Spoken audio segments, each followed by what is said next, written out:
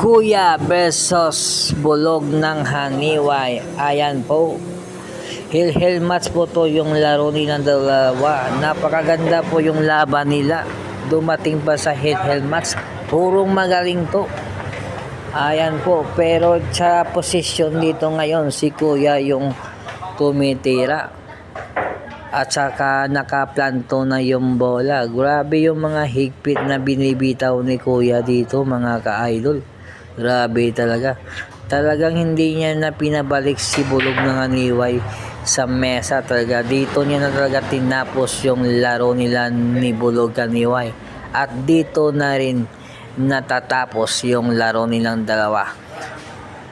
Panalo dito po si Kuya sa score na 12-11. What's wrong, mga kabirong?